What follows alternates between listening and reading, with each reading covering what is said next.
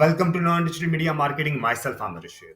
आज इस वीडियो में हम लोग डिस्कशन करेंगे कि अगर आपके पास कोई ऐसी प्रोडक्ट है जो कि अपने पेरेंट्स को बेचनी है, स्पेसिफिकली रिच पेरेंट्स को बेचनी है, हाई प्रोफाइल पेरेंट्स को बेचनी है, तो आप फेसबुक के जरिए रिच पेरेंट्स यानी कि हाई प्रोफाइल पेरेंट्स को किस तरह टारगेट कर सकते हैं, यानी कि प्रिसाइजली किस तरह टारगेट कर सकते हैं। पेरेंट्स को तो आप अप्रोच कर सकते हैं, लेकिन रिच पेरेंट्स को प्रिसाइजली किस तरह टारगेट कर सकते हैं।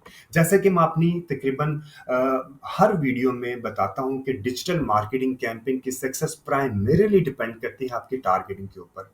अगर आपने अपनी टारगेटिंग प्रिसाइज की है तो काफी चांसेस हैं कि आपकी कैंपेन सक्सेसफुल होगी। ठीक है जी। तो अभी मैं आपको अपने सिस्टम में जाके दिखाता हूं कि आप फेसबुक के जरिए रिच पेरेंट्स को, हाई प्रोफाइल पेरेंट्स को किस तरह प्रिसाइजली टारगेट कर सकते हैं। ठीक है। मैं पूरी कैंपेन के बारे में नहीं बताऊंगा कि आपने कैंपेन क्रिएट किस तरह करनी है, क्योंकि मेरी मल्टीपल वीडियोस पहले ही मेरे चैनल के ऊपर अवेलेबल है। अगर आपने मेरे चैनल को सब्सक्राइब नहीं किया तो मेरे चैनल को सब्सक्राइब करके वो वीडियोस आप वहां से रेफर कर सकते हैं। लाइक आपने कैंपेन किस तरह क्रिएट करनी है, ऑब्जेक्टिव क्या होना चाहिए, ये सब चीजें डिटेल्ड में अवेलेबल है मेरे चैनल के ऊपर।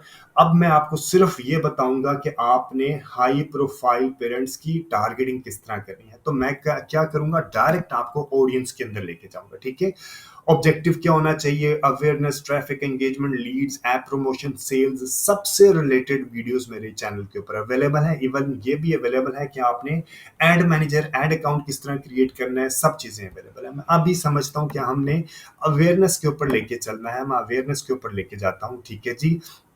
और ये तीन लाइक स्टेजेस होती हैं फेसबुक की कैंपेन से रिलेटेड। सबसे पहले है आपका जिसे हम कहते हैं ऑब्जेक्टिव। यहाँ पे आपने अपना ऑब्जेक्टिव डिफाइन करना है। आपने यहाँ पे ये भी डिफाइन करना है कि एडवांटेज कैंपेन बजट क्या होता है, और एड सेट लेवल पे बजट कैंपेन क्या होता है। ये दोनों चीज़ों काफ़ी इंपॉर्टेंट होती हैं। आप अगेन चैनल को सब्सक्राइब करके ये सब चीज़ें वहाँ पे अवेलेबल है, आप वो टेस्ट जरूर कीजिएगा। ठीक है। तो अब मैं डायरेक्ट जाता हूँ ऑडियंस के ऊपर। ठीक है जी।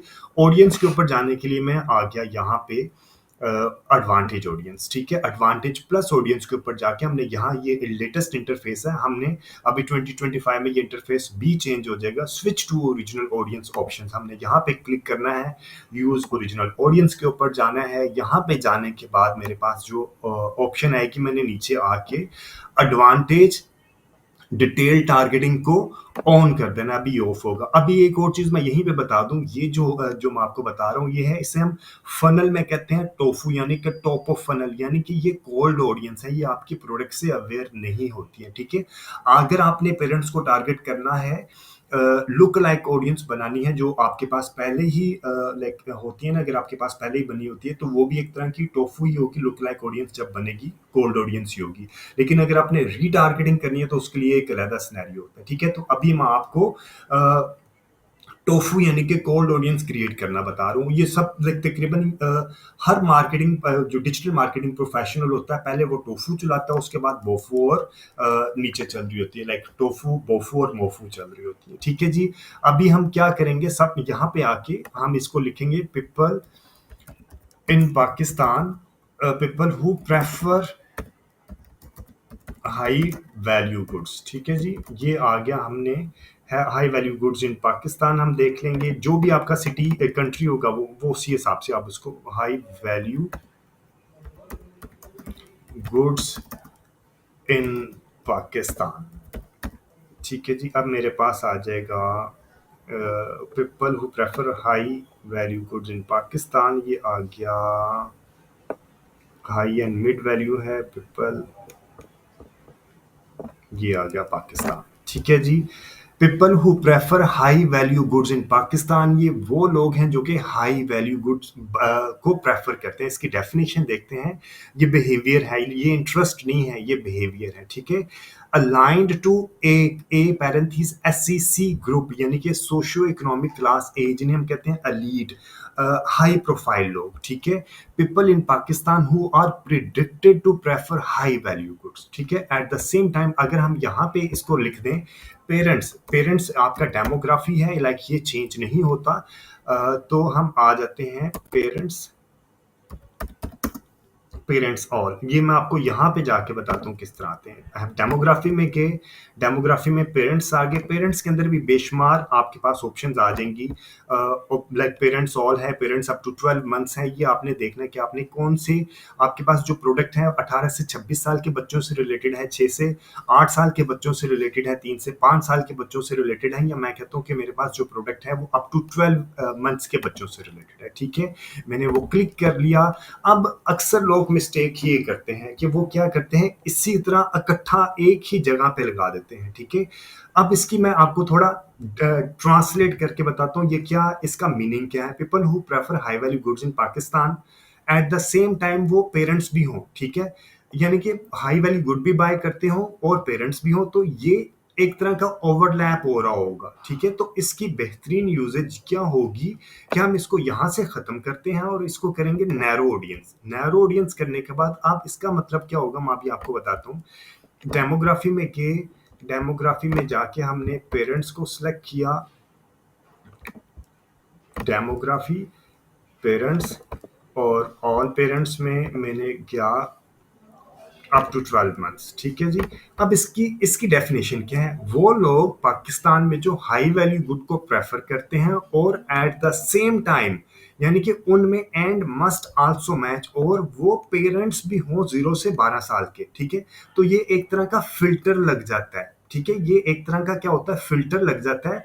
तो आपने इस तरह फिल्टर लगाना। अब ये देखिए, ये ऑडियंस बहुत छोटी होगी, अप टू 12 मंथ्स वाली ऑडियंस बहुत छोटी होगी। तो मैं क्या करूंगा, मैं ब्राउज पे जाके मैं डेमोग्राफी के अंदर जाके, यानी कि जब आपका ये रेड शो हो जाए ना, तो ये बहुत छोटी ऑडियंस हो जाती है। तो आपने क्या करना, पेरेंट्स को हमने थोड़ा एक्सपैंड कर लेंगे। मैं कहता हूँ कि पेरेंट्स सॉल्व कर लेता हूँ। फॉर एग्जांपल, अब आप डिपेंड करता है कि आपने कौन सी प्रोडक्ट को बेचना है। ठीक है, आपकी प्रोडक्ट किस ऑडियंस से रिलेटेड है। अब मैं आ गया पेरेंट्स ऑल, ये मेरा ग्रीन हो गया। ठीक है, तो एक हो गया, दो फिल्टर लगा दिए मैंने, एक फिल्टर ये लगा। अब मैं एक और फिल्टर लगाता हूं। आपने देखना है कि जब ये रेड पे आ गया तो आपने फिल्टर को रिमूव कर देना है। ठीक है, लेकिन आपने बहुत ज्यादा फिल्टर भी नहीं लगाने।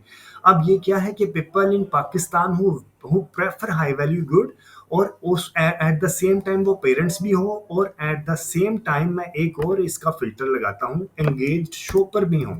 ठीक है, एंगेज्ड शॉपर भी हूं। अब इसका मतलब क्या है, ये बहुत प्रिसाइज हो गई, यानी कि 2,85,000 से 336,000 तक हमारी एक ऑडियंस बन गई। वो लोग जो पाकिस्तान में रहते हैं और हाई प्रोफाइल हैं, और वो पेरेंट्स भी हैं, और वो शॉपिंग भी करते हैं ऑनलाइन। ऐसा नहीं कि वो लोग जो पाकिस्तान में रहते हैं और वो पेरेंट्स हैं। ठीक है, इसका जब आप फिल्टर लगाएंगे तो इसका मतलब है वो ऑनलाइन शॉपिंग भी करते हो। अगर आप ये फिल्टर रिमूव करेंगे और सिर्फ यही ऑडियंस लेके चलेंगे तो इसका मतलब है वो लोग जो पाकिस्तान में रहते हैं हाई वैल्यू गुड्स को प्रेफर करते हैं और पेरेंट्स भी हैं, और क्या वो शॉपिंग भी करते हैं या नहीं करते। तो अगर आपने शॉपिंग करने वाला एंगेज शॉपर का भी आपने फिल्टर लगा दिया तो आपकी ऑडियंस काफी प्रिसाइज हो जाएगी। इसकी हम डेफिनेशन देखते हैं। People who have clicked on call to action button shop now in the past week. ठीक है, यानी कि ये एंगेज्ड है, बाय करते हैं मुख्तलिफ वेबसाइट्स के ऊपर जाके, और उन्होंने रिसेंट वीक में भी कोई एक्टिविटी परफॉर्म की है। ठीक है जी, इस तरह आप बहुत प्रिसाइजली टारगेटिंग कर सकते हैं। इसके अलावा और भी काफ़ी तरीकों से आप एडसेट बना सकते हैं। ये तो मैंने आपको एक एडसेट बनाना सिखाया है। इस तरह आपके पास मल्टीपल एड सेट आप क्रिएट करें, और आप सबसे पहले अपनी प्रोडक्ट को समझें। प्रोडक्ट को समझने के बाद अपना कंज्यूमर का पर्सोना क्रिएट करें, और उसके बाद आप मल्टीपल एड सेट्स यानी कि टेस्टिंग करें। ये एक एड सेट मैक्सिमम 1 से 2 महीने चलता है। उसके बाद एड सेट में सैचुरेशन आ जाती है, डुप्लीकेशन आना शुरू हो जाती है, ओवरलैपिंग, एड फटीक होना शुरू हो जाती है, ऑप्टिमाइज करने की एक स्टेज आ जाती है, फिर आपको एड के रिजल्ट्स एक्सपेंसिव पड़ते हैं। ठीक है, तो 2 महीने मैक्सिमम होते हैं, और इसीलिए मैं आपको अक्सर अपनी वीडियोस में कहता रहता हूँ कि आप मैक्सिमम एड सेट्स यानी कि ऑडियंस क्रिएट करके रखा करें, उनको टेस्ट करते रहा करें, ताकि आपके रिजल्ट्स किसी स्टेज पे रुके ना। ठीक है, जैसे आप ऑडियंस को टेस्ट करते रहेंगे, आपको शुरू में लगेगा कि यार आपको लाइक मल्टीपल, जब ऑडियंस क्रिएट करते हैं तो आपका बजट भी कंज्यूम हो रहा होता है। तो this is how digital marketing works.